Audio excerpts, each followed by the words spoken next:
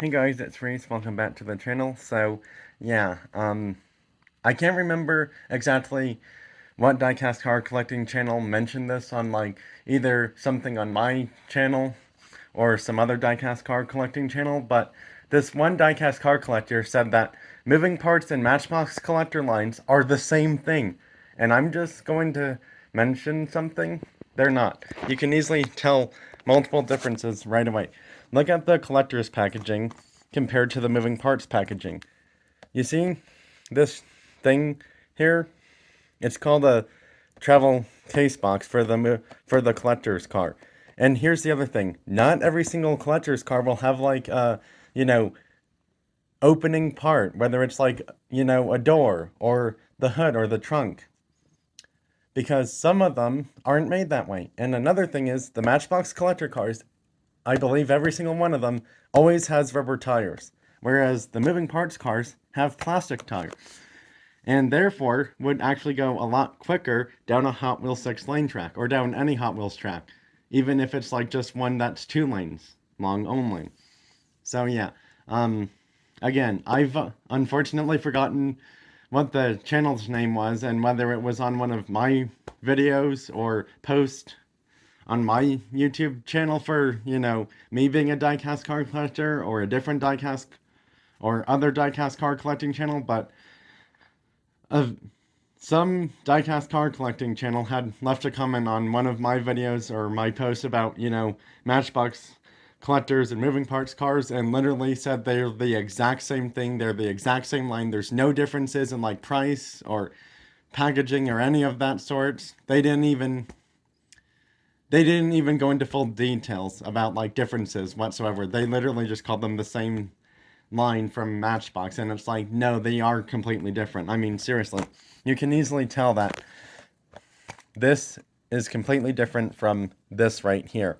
And another difference between these two is the Matchbox collectors lineup doesn't have chases in them whatsoever. They were close to making the Mercedes-Benz Unimog a chase, but then it turns out it was never an actual chase. Even though it had the letter M on the like side of that truck, it was never confirmed by Mattel or Mattel designers for the Matchbox Collectors line as a Matchbox Collectors Super Chase. They never confirmed it as one ever. So yeah, even though that one from that Matchbox Collector series would probably be like either the first or last one to leave the pegs in a store that sold Matchbox Collector cars, it would never have ended up. I wouldn't have even bought it, even if that was a Super Chase, because seriously, it's a Mercedes Benz truck. It's not the best looking vehicle ever from that collector's lineup whenever it came out.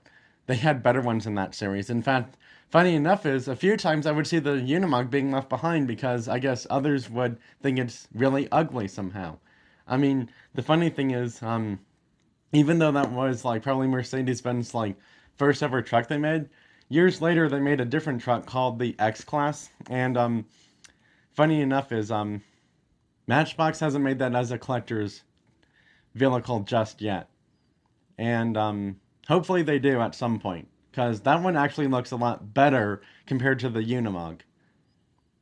But yeah, anyways, yeah, there's so many differences between these two lineups. I mean, look, even this card packaging says Matchbox Collectors, and this one says Moving Parts. And also, I think somewhere on Moving Parts it says like something for a number somewhere. I think. I'm not entirely sure. There should be a number on there somewhere. I don't see one though, but oh yeah, there it is. 19 out of 54. Yep. See, and this says 19 out of 20 right there. So they always seem to make more moving parts, like in total per year, compared to collector cars. Like collector cars, they'll only make like 20 different models per year. So that's another difference. They seem to have, more of these made every year compared to more of these made every year. And the other thing is, between these two right here, this one literally cost double the price of this one here. These at Walmart are $7 almost plus tax. They're $6.97 plus tax. These are $3.16 plus tax. That's a huge price difference. This one's cheaper, this one's more expensive. This has its own like travel box that you can literally put the car in if you open it, and this one doesn't. And not to mention, this newer moving parts packaging, I've heard a lot of collectors complain that paint rubs off on this part up here, or some part of the packaging, when you open it. And yeah, I've seen it too happen for even some of the moving parts I have. Whereas for these things, I don't see any paint rubbing off on anything whatsoever because they don't package it like this stuff right here. And also, let's look at the back of these two. Completely different style packaging on the back of them as well for the cards. I mean, look, this is where this one's barcode is, but for this one, the barcode is on the bottom of the card right there. Whereas for this one, it's literally just on the back side of it. So that's another difference between these two. And like I mentioned, these don't have super chases in the Matchbox collectors lineup. These do have super chases for moving parts. Now another thing is, there's only 6 of these per case. I believe for Matchbox collectors, there should be 8 per case for these. So that's another difference. And something else I'm going to mention is Walmart and Target both sell these. Walmart and Target both sell these. But the funny thing is, King Supers or like Kroger brand stores don't sell either of these as far as I've seen. Or if they do, it would be like at the bigger King Supers or Kroger brand family name stores only. So yeah. Auto parts stores don't sell moving parts or the collector's cars, unless somehow they start doing that.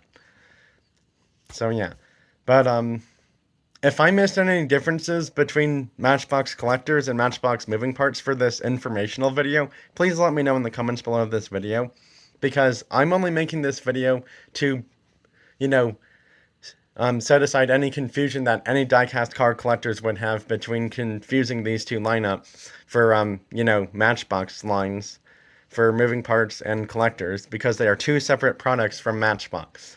So yeah, I don't understand why any diecast car collector would think these are the same thing, because this is obviously a plastic tire and those are rubber tires.